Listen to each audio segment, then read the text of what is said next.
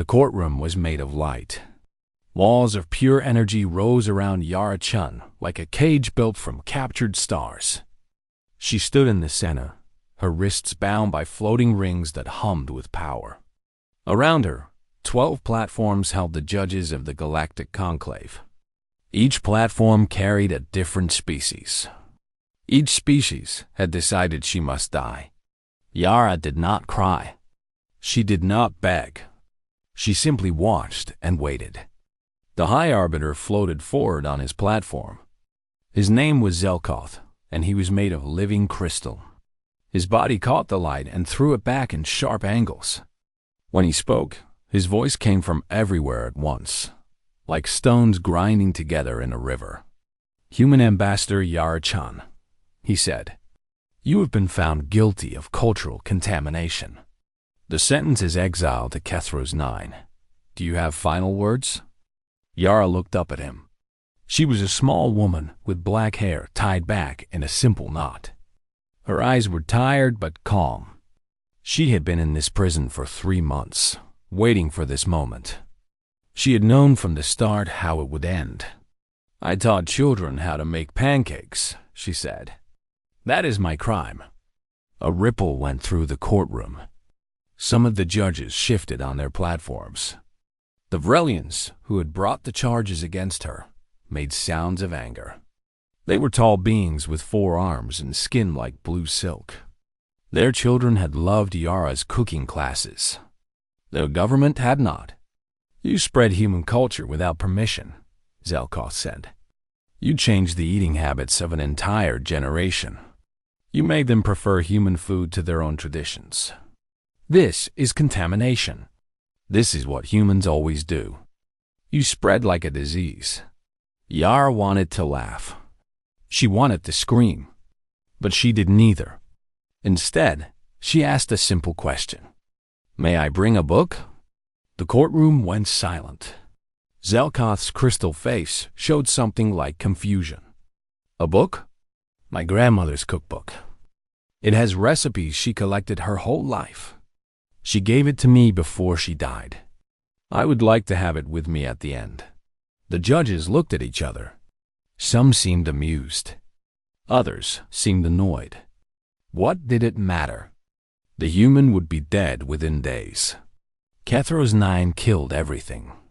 In 3,000 years of sending prisoners there, not one had ever sent back a message. Not one had ever survived. "Granted," Zelkoth said. "Take your book to the death world, human. Cook your final meal with it." The guards came for her then. They were machines with no faces and no mercy. They pulled her from the courtroom and marched her through long hallways of cold metal. Other prisoners watched from behind energy barriers. Some called out to her. Most said nothing. Everyone knew where she was going. The ship waited at the end of the hallway. It was a prison transport, old and ugly. Yara walked up the ramp without looking back. The guards pushed her into a small cell and locked the door. A moment later, she felt the ship lift off. The journey to Kethros 9 took 6 days. Yara spent most of it reading her grandmother's cookbook. The pages were yellow and soft from years of use. Some had stains from old spills. Others had notes written in the margins in her grandmother's careful handwriting. "Add more ginger if you want fire," said one note next to a soup recipe. "Your grandfather loved this one," said another next to a picture of dumplings. Yara traced the words with her finger. She thought about her grandmother's kitchen back on Earth.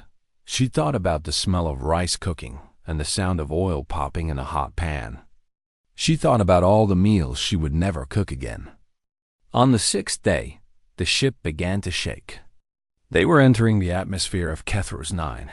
Through the small window in her cell, Yara could see clouds the color of bruises. Lightning flashed in the distance, purple and angry. The air outside looked thick, like soup made from poison.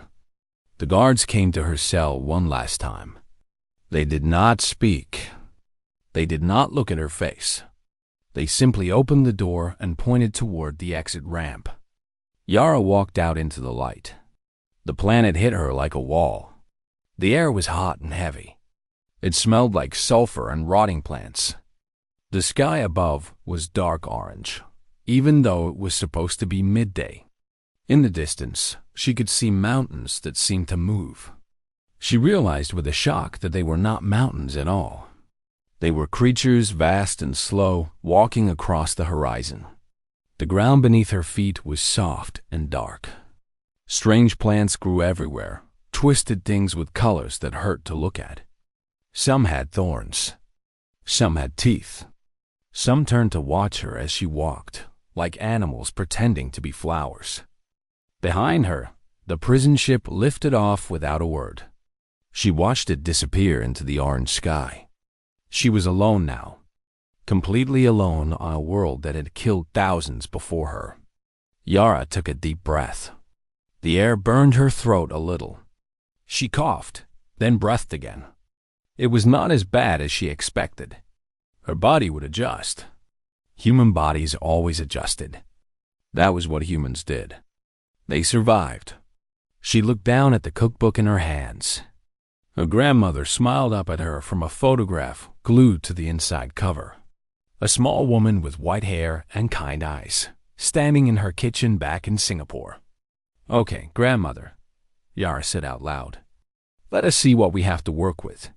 She turned and began to walk toward a group of strange trees in the distance. Their bark was red like blood, and their leaves made sounds like whispers. Most people would have run away from such trees. Most people would have hidden and cried and waited to die. But Yara-chan was not most people. She was a cook, and a cook looked at the world differently. A cook did not see danger. A cook saw ingredients. Somewhere in those trees, she would find water. Somewhere in this soil, she would find food. Somewhere on this death world, she would build a kitchen. And then she would do what she always did. She would make something delicious. She walked into the red forest, and the whispers grew louder around her. Above, strange birds with too many wings circled and screamed. The ground squished beneath her feet. Everything on this planet wanted to kill her. Yara smiled. She had worked 4 years as a line cook in Singapore during the busiest season. She had survived customers who screamed and chefs who threw things. She had cooked through fires and floods and power outages. How bad could one little death world be? 3 months passed on Kethros 9. The Galactic Conclave had already marked Yara-chan as dead in their records. They did this with all prisoners sent to the death world. No one ever came back. No one ever sent a message. The planet swallowed them whole and left nothing behind. So when Monitoring Station Theta-7 detected a signal from Kethros 9, Senior Analyst Vryn nearly fell out of her chair. Vryn was a Tellurian, a species that looked like tall gray birds with hands instead of wings. She had worked at the monitoring station for 20 years. In all that time, she had never seen anything come from the death world except silence. But there it was. A clear signal, structured, organized, not a cry for help or a final goodbye. Something else entirely. She decoded it with shaking hands. It was a recipe. For soup. The transmission was detailed and precise. It described something called doom tuber bisque. The main ingredient was a root vegetable that grew from a plant the Conclave had classified as a level 4 predatory organism. This plant had killed hundreds of prisoners over the centuries. It had tentacles that moved fast as lightning. It had acid that could melt through metal. But according to the recipe, the plant only attacked things that ran away. If you walked toward it slowly and made certain sounds, human sounds specifically, the plant would become calm. It would offer up its tubers like gifts. The recipe said to sing to it. Any song would work, but the plant seemed to prefer slow songs with low notes. At the bottom of the transmission, there was a note about wine pairing. Vryn read the recipe 3 times. Then she sent it to her supervisor. Her supervisor sent it to his supervisor. Within 6 hours, the recipe had reached the highest levels of the conclave. No one knew what to do with it. Back on Kethros 9, Yara-chan was having a very good day. She had built her shelter in the roots of one of the red trees. The wood was strong, and the leaves kept out the acid rain that fell every few days. She had learned that the rain was only dangerous if you let it touch your skin for more than a minute. A quick rinse with clean water solved the problem. The rain actually made an excellent sauce base if you collected it in the right containers and boiled away the worst of the acid. Her garden was growing well. She had found 17 plants that were safe to eat once you knew how to prepare them. Some needed to be boiled 3 times. Some needed to be buried for a week until they stopped moving. Some were only safe to eat at night, when their poison glands went to sleep. Yara wrote everything down in a journal. She did not write it for herself. She wrote it for whoever might come after her. She wrote it because she was a cook, and cooks shared their recipes. That was what cooking was for. Food was meant to bring people together. She had also made friends. The first friend was a creature she called Gerald. Gerald was a giant centipede, as long as a bus and as thick as a tree. He had tried to eat her on her second day on the planet. She had escaped by climbing a tree that Gerald was too heavy to follow. For 3 weeks after that, Gerald followed her everywhere. He waited outside her shelter. He watched her from the shadows. He was very patient and very hungry. Then one day, Yara got an idea. She had discovered a fruit that grew near the acid pools.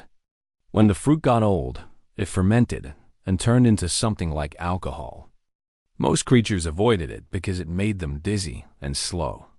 But Yara had noticed that some of the smaller bugs loved the stuff. They would roll around in it and make happy sounds. She left a pile of fermented fruit outside her shelter. Then she waited. Gerald came that night. He smelled the fruit. He was confused at first. Then he tried one. Then he tried another. By morning, Gerald was lying on his back, all his legs waving in the air, making sounds that might have been singing. From that day on, Gerald stopped trying to eat her. He became her guardian instead. He followed her through the forest and scared away other predators. He let her ride on his back when she needed to travel far. In return, she gave him fermented fruit every few days. She made other friends too. The shadow wolves came next. They were called shadow wolves because they were made of darkness. You could not see them in the day. At night, they appeared as shapes that blocked out the stars. They had 17 ears and no eyes. They hunted by sound alone. The wolves surrounded her shelter one night in her 2nd month. She could hear them breathing in the darkness. She could feel them moving closer. Yara did not run. She did not scream. She sat very still and thought about what to do. Then she remembered something her grandmother had told her about dogs back on Earth. Dogs like to be scratched behind the ears. It made them feel safe and loved. Very slowly, Yara reached out her hand into the darkness. Something cold and smooth touched her fingers. She felt the shape of an ear, then another, then another. She began to scratch gently. The shadow wolf made a sound she had never heard before. It was soft and low, like a purr mixed with a whisper. The other wolves went quiet. They came closer. They wanted to be scratched too. By morning, Yara had a pack of shadow wolves sleeping around her shelter. They never threatened her again. They became her early warning system, howling when danger approached. They became her hunting partners, helping her track prey through the dark forest. The death spores were her greatest discovery. Everyone knew about the death spores. They were famous across the galaxy. Microscopic organisms that floated in the air of Kethros 9 and killed anything that breathed them.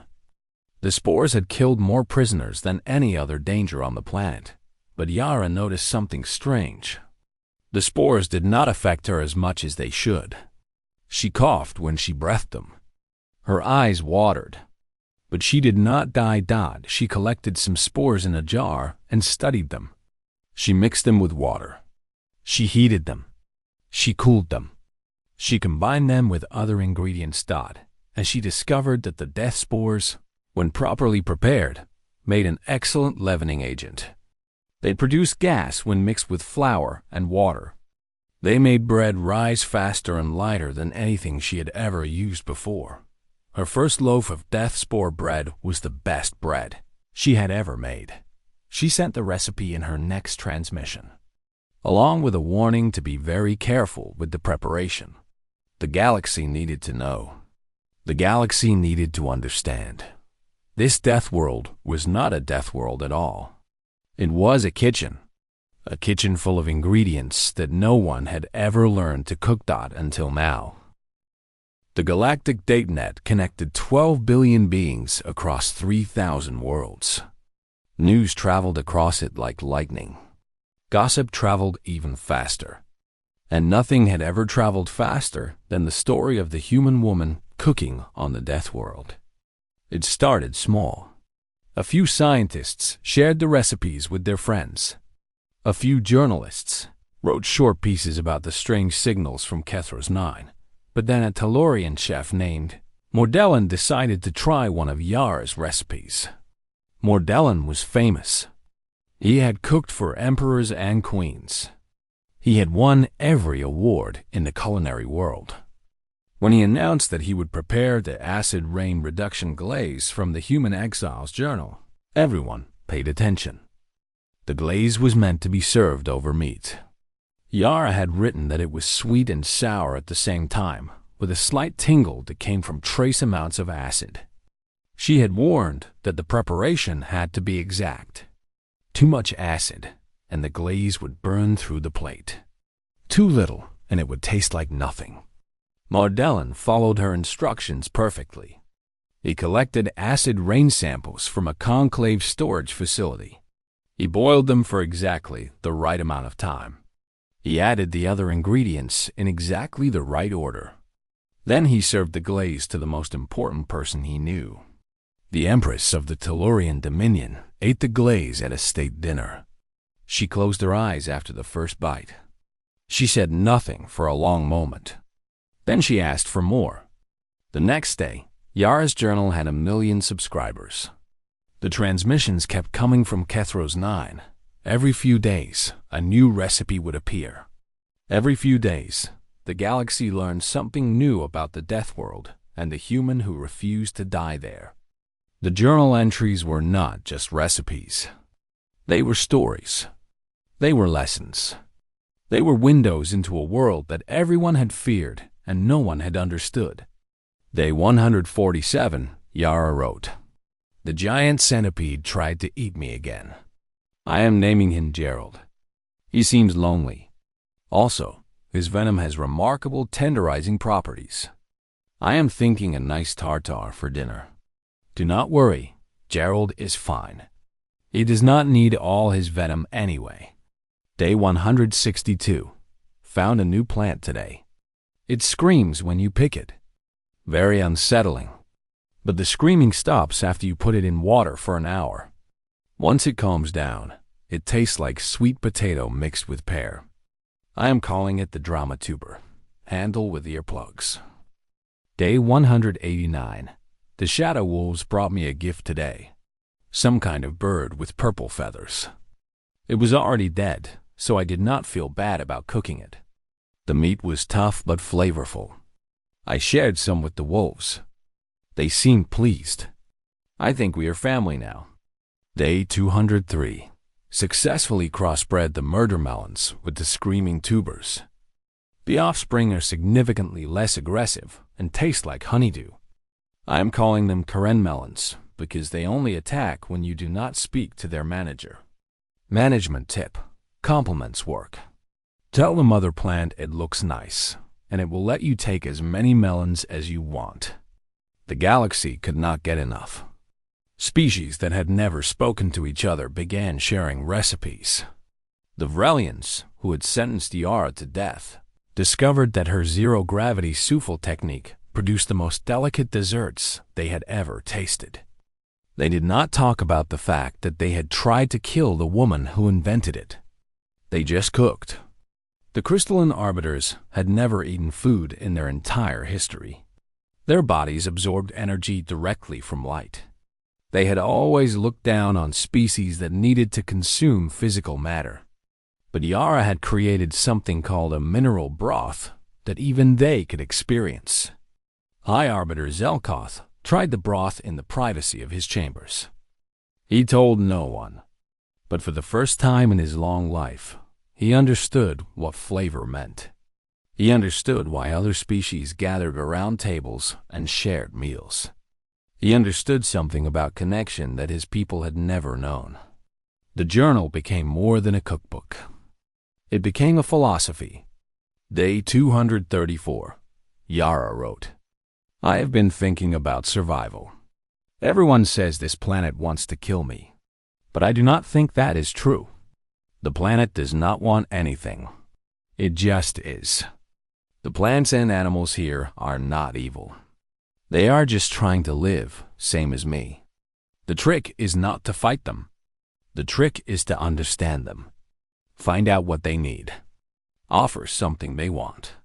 Make a deal. Day 256. I cooked for Gerald today. Made him a special meal of fermented fruit and some of the purple bird meat. He ate it all and then curled up around my shelter like a wall. I think he is protecting me now. I think he sees me as part of his territory. Funny how things work out. He wanted to eat me. Now he would fight anything that tried. Day 278. Everything wants to live. Even the things trying to kill you. Especially the things trying to kill you. The trick is not domination. The trick is negotiation. Find out what it wants. Offer something better. That is true of ingredients, ecosystems, and I'm starting to think the universe itself. 12 billion beings read those words. 12 billion beings thought about what they meant. On 100 worlds, enemies sat down to share meals for the first time. On 1,000 ships, crews that had never cooked before started learning recipes. On one small death world, a human woman kept writing, kept cooking, kept surviving, and the journal kept growing. Day 312. Received a transmission today. First one since I arrived. Someone asked if I would like to be rescued. I thought about it for a long time. Then I wrote back, not yet. I am not finished here. There are still so many recipes to discover. So many friends to make. So much food to share. Come visit instead, I told them. Bring ingredients from your world. Let us cook something new together. The galaxy had never received an invitation like that before. The galaxy had never met anyone like Yara Chun before. And somewhere in the data streams that connected all living things, a small idea began to grow. Maybe the humans were not a disease after all. Maybe they were something else. Maybe they were the ingredient the galaxy had been missing. Maybe they were the thing that brought everything together. The first ship arrived on day 412. Yara was in her garden when she heard the sound. It was different from the thunder that rolled across the orange sky. Different from the screams of the flying creatures that hunted at dusk. This sound was mechanical. This sound was civilization. She looked up and saw a small ship descending through the clouds. It was white and sleek, shaped like a teardrop. It was the most beautiful thing she had seen in over a year.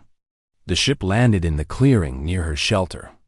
Gerald, who had been sleeping in a coil nearby, raised his massive head and made a warning sound. The shadow wolves emerged from the darkness beneath the trees, their 17 ears turning toward the strange visitor. Yara put down her gardening tools and walked toward the ship. She was not afraid. If someone had come all this way, they had a reason, and she wanted to know what it was. The door opened and a creature stepped out. He was tall and thin, with 8 tentacles instead of arms and skin that changed color with his emotions. Right now, his skin was pale blue, which meant he was nervous. Yara recognized him from the DataNet broadcasts. This was Chef Mordellan, the most famous cook in 3 sectors. He looked at her. He looked at the garden behind her, full of impossible plants growing in impossible soil. He looked at Gerald, who was watching him the way a cat watches a mouse. He looked at the shadow wolves, who had surrounded the ship in a circle of darkness. His skin turned white. Pure terror. "Ambassador-chan?" he asked in a shaky voice. Yara smiled.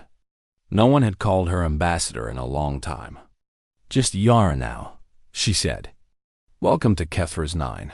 Would you like some tea?" She served him nightmare tea in her shelter. The tea was made from leaves that caused vivid dreams in other species. In humans, it just helped you remember what you dreamed. Mordellan's tentacles shook as he lifted the cup. "I had to come," he said. "Your recipes. They changed everything. I have cooked for 100 years. I thought I knew everything about food. Then I read your journal, and I realized I knew nothing." Yara nodded. She understood. She had felt the same way when she first arrived here. "The death spore bread," Mordellan continued. "The acid rain glaze. The fermented shadow wolf milk. These are not just recipes. They are art. They are poetry. I had to learn from you. I had to see this place with my own eyes."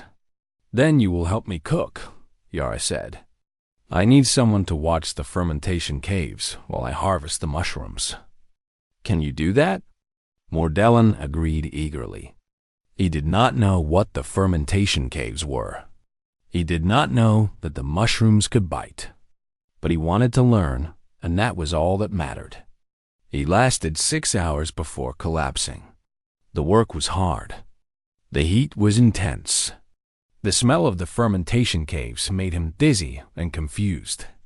By the end of the day, he was lying on the ground outside Yara's shelter, too tired to move, tears running down his color-changing face. "It is beautiful," he whispered. "Everything here, beautiful." Yara brought him water and a blanket. She let him rest. The next day, she put him back to work. More ships came after Mordellan. Scientists arrived first. They wanted to study the ecosystem that Yara had mapped over so many months. They wanted to understand how she had survived. They brought equipment and computers and questions that never ended. Yara showed them everything. She introduced them to Gerald and the shadow wolves. She explained which plants were safe and which were deadly. She taught them to sing to the doom tubers and compliment the Karen melons.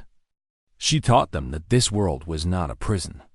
It was a puzzle, and she had spent 14 months solving it. Philosophers came next. They saw in Yara's approach a new way of thinking. For thousands of years, galactic civilization had been built on domination. Strong species conquered weak ones. Advanced technology crushed primitive life. But Yara had done something different. She had cooperated. She had negotiated. She had made friends with things that wanted to kill her. "Is this what humans are like?" One philosopher asked her. "Do all your people think this way?" Yara thought about her grandmother's kitchen. She thought about the way her family gathered around the table every night to share food and stories. She thought about all the meals she had cooked in her life, all the people she had fed, all the connections she had made through nothing more than a pot and a fire. "Cooking is human," she said. "When you cook for someone, you are saying you care about them. You are saying you want them to live, to be happy, to be full. Cooking is how we love each other." The philosopher wrote those words down. They spread across the DataNet that same day. Refugees came after the philosophers. They came from worlds torn by war. They came from places where they were not wanted. They came because they had heard that on Kethra's 9, a human woman had built something impossible. A home, a community, a place where anyone could belong. Yara welcomed them all. She put them to work in the gardens and the kitchens. She taught them to survive. She taught them to cook. And slowly, day by day, the settlement grew. By day 500, 300 people lived on Kethros 9. They came from dozens of different species. They had different bodies, different languages, different ways of seeing the world. But they all had one thing in common. They called themselves the Kethrosi. They had a council that made decisions together. They had a trading post where ships could buy supplies. They had a restaurant with a 6-month waiting list, where Yara herself cooked 3 nights a week. The restaurant was called the Exile's Table. The menu changed every day, depending on what the gardens produced. The signature dish was a soup made from doom tubers, caramelon, and shadow wolf milk. Yara called it everything soup, because it contained a little bit of everything she had learned to love about this world. On day 500, Yara stood on a hill overlooking the settlement. Gerald coiled at her feet, sleeping peacefully. The shadow wolves ran through the streets below, playing with the children of the refugees. The orange sky was beautiful, she realized. She had stopped seeing it as ugly long ago. She thought about the conclave. She knew they were watching. She knew they were afraid. She had turned their greatest punishment into their greatest embarrassment. The death world was alive now, more alive than it had ever been. They would come for her eventually. They would try to restore order. They would try to destroy what she had built. But Yara was not worried. She had 300 people now. She had friends in high places across the galaxy. She had 12 billion subscribers who would see everything that happened. And she had Gerald. Let them come, she thought. Let them try to take this away. She would be ready. She would set a table for them. She would show them what humans could do. The fleet appeared in the sky on day 547. 30 warships, the largest military force the Conclave had assembled in a century. They hung in orbit above Kethros 9 like dark clouds promising a storm. Their weapons could turn the planet's surface to glass. Their soldiers could crush any resistance. High Arbiter Zelkoth stood on the bridge of the command ship and looked down at the world he had sentenced so many to die on. He saw something that made his crystal body vibrate with anger. The planet had changed. Where once there had been only wilderness and death, now there were buildings, roads, farms.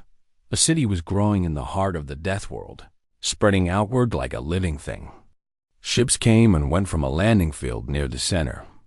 Smoke rose from chimneys. Children played in the streets. The exile had not just survived. She had won.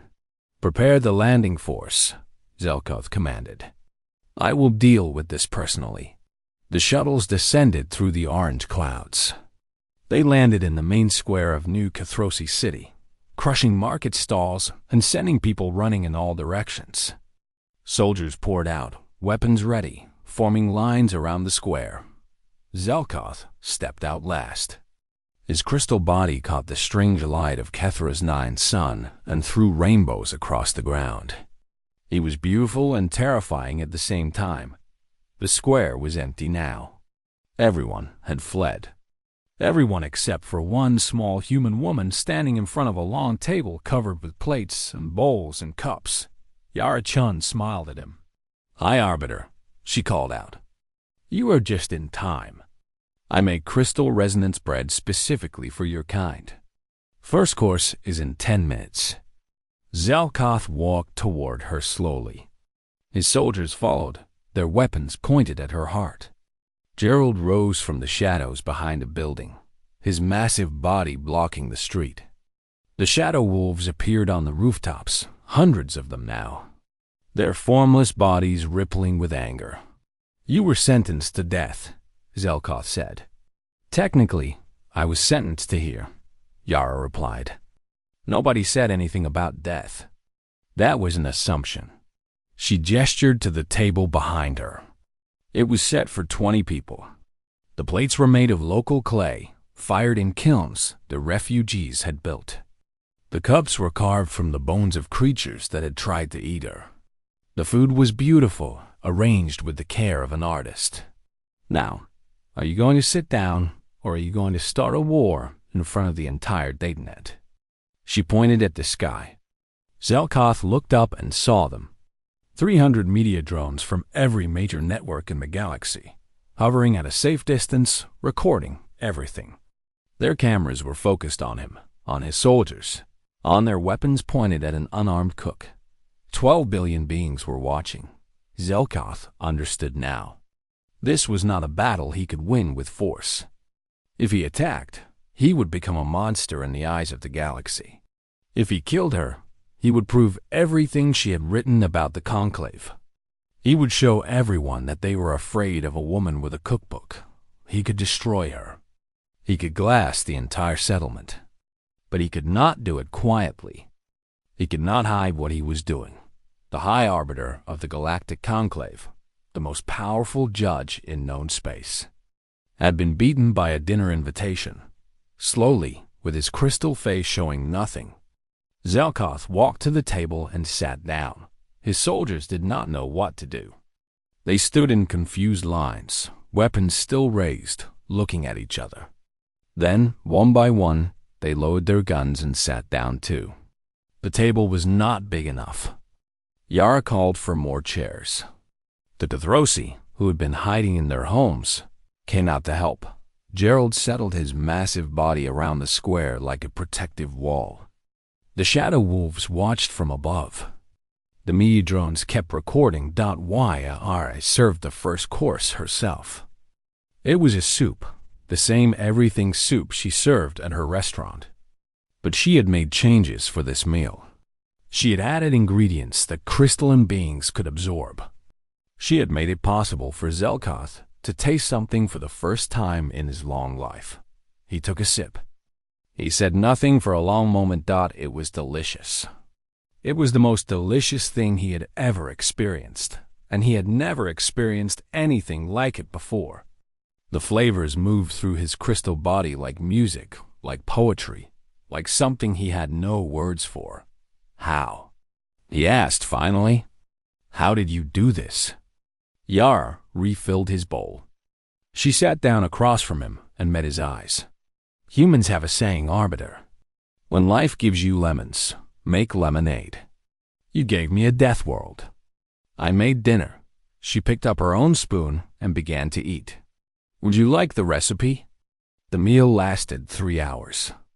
Zelkoth ate 4 courses. His soldiers ate 5. The people of New Cathrusi City served them, talked with them, laughed with them.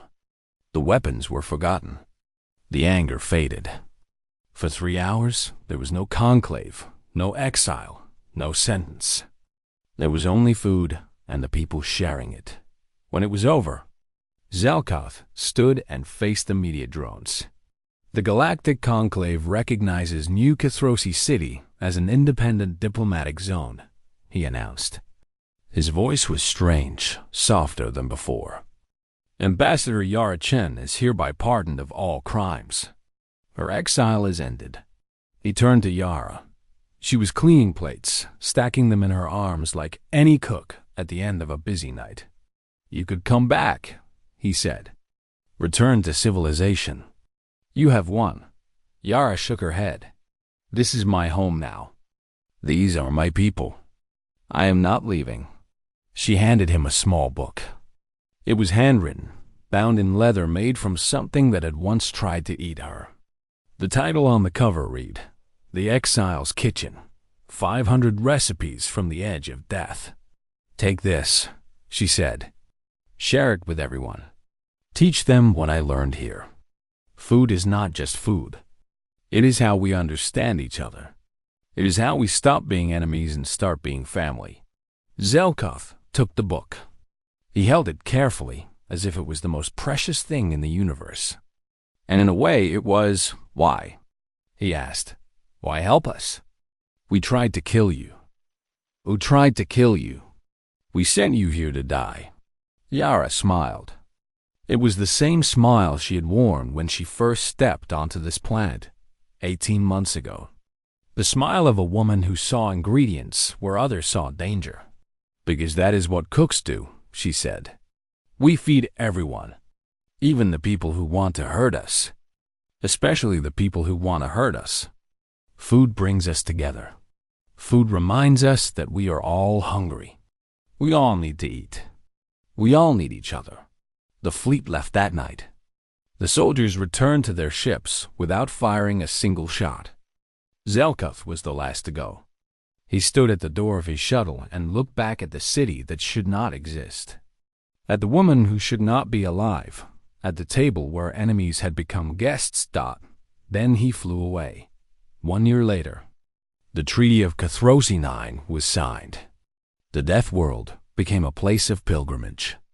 People came from across the galaxy to eat at the exiles' table, to learn from Ambassador Chun, to taste the food of a world that had tried to kill everything and been tamed by kindness instead. Yara's cookbook became the best-selling publication in galactic history. It was translated into 400 languages. It was taught in schools.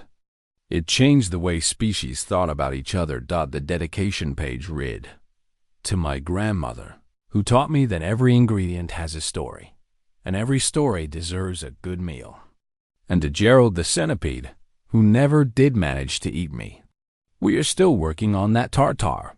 And somewhere in the Conclave archives, a small note was added to humanity's species file. It was written by Zelkoth himself, the High Arbiter who had been defeated by Soup. The note said, "Do not exile humans to death worlds. They will only return with recipes." Gerald lived for another 80 years. When he finally died, Yara held his massive head in her lap and sang to him, the same song she had sung to the Doomtuber plant so long ago. The entire city came to his funeral. They buried him in the garden where they had first become friends. Yara carved the headstone herself. It read, "Gerald. He wanted to eat me. He became my family instead. This is how the universe works if you let it." And the galaxy learned to cook.